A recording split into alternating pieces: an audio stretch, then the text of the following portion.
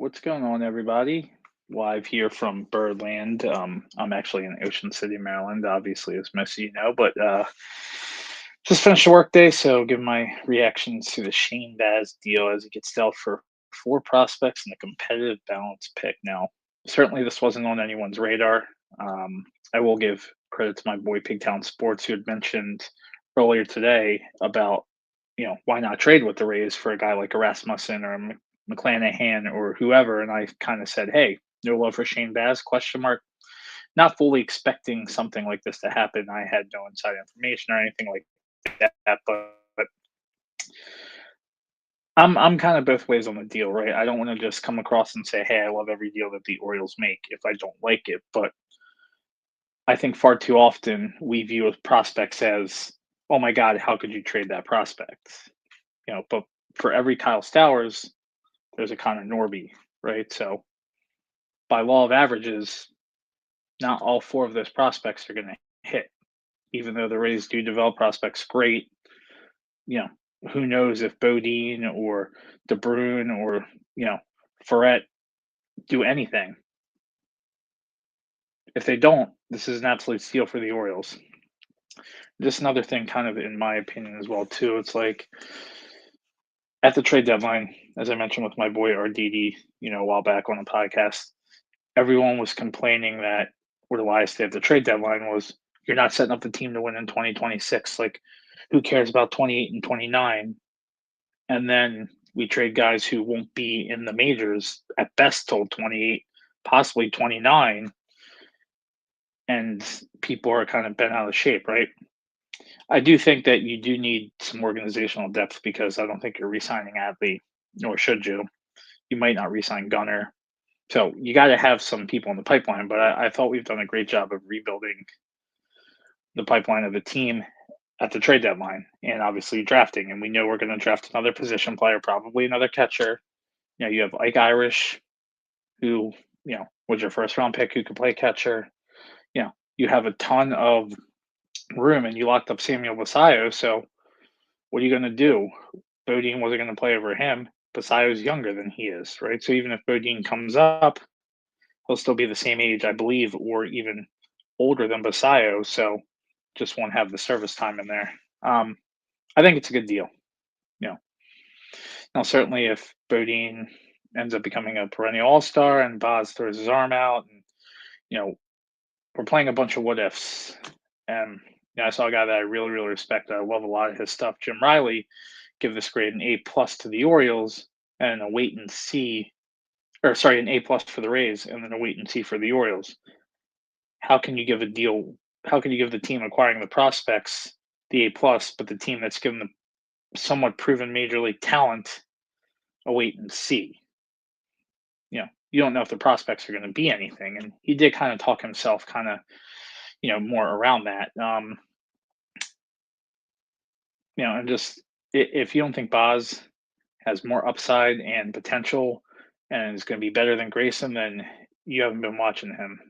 He pitched to a 5 something ERA at home last year. They were playing in a minor league ballpark. On the road, he was about, I think, a 3.70 ERA. Well, he's not going to be pitching all of his starts and most of his starts in Tampa.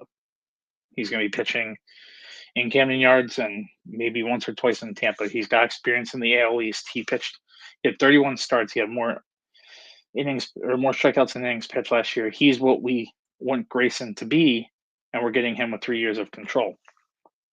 So if you think about the moves Elias has made, he traded Grayson Rodriguez, who may or may not pitch in 2026. I mean, he might, but you don't know what you're going to get out of him. So you're wasting another year.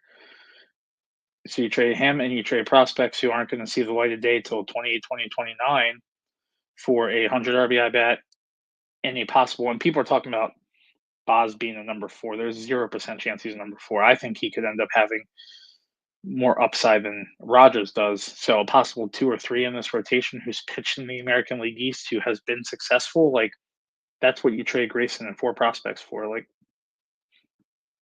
you wouldn't take that for 2026. Like, the window to win for this team is now, right? Like, it's easy to say, well, what about 28 and what about 29? Blah blah blah. So are we supposed to just mortgage 2026 for hopes that in 2028 a catcher that we drafted might be up and might be good? You don't know that. Again, I'm prefacing this with I don't think the Orioles are done yet. But I like the Baz deal, and I do know that we hear all the reports. Oh, they're going after Cabrera, they're going after Gore, possibly Peralta. These teams aren't just giving these players away.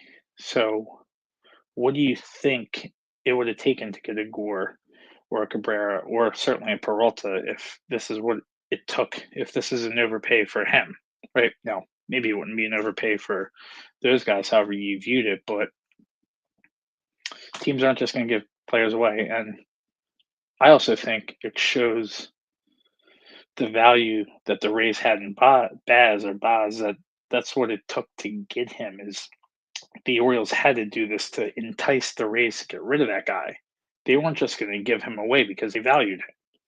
The Rays develop pitching; they do well. They're not just going to give away a guy for something. So that's what it took to get him. So they obviously valued him. If they didn't value him, they would have made a trade for far less.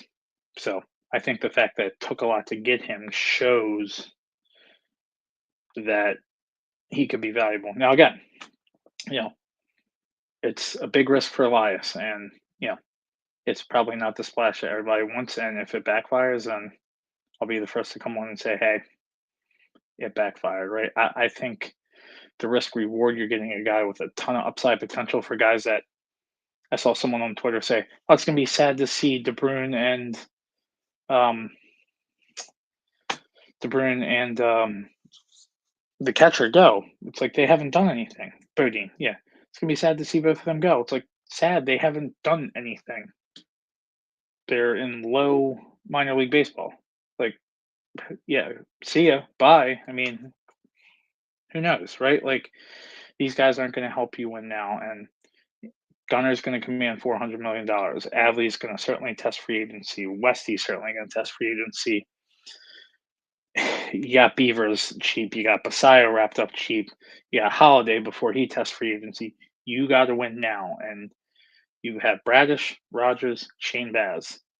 It's a pretty good top three now. You get someone else in there, this team can easily do a Toronto Blue Jays to worst to first kind of turnaround. So we should just be focusing on winning now, winning the World Series, and let 2028 and 2029 happen when they get there. So I like the deal. Hopefully, some of you can kind of talk yourself off the ledge a little bit and just realize we don't know yet what this deal is going to do. And I will preface it with them the same way in the NFL. I don't mind trading draft picks in the NFL for proven commodities, just like I don't mind trading prospects in baseball for proven commodities. Now, you might say, hey, he's a proven commodity. He had a 4.30 ERA. Well, watch his splits. Look at his splits. Watch him pitch. He's got one of the best curveballs in the game, a knuckle curve. He throws 97. He's touched, high 90s. He just had Tommy John surgery. He pitched 31 innings, like a 3.70 ERA on the road. I mean, a 3.70 ERA is awesome, right? So, what else are you going to want? Like, you got to get something to give something, and I do think that they need to sign either Ranger or Framber, and you all know my thoughts on Framber.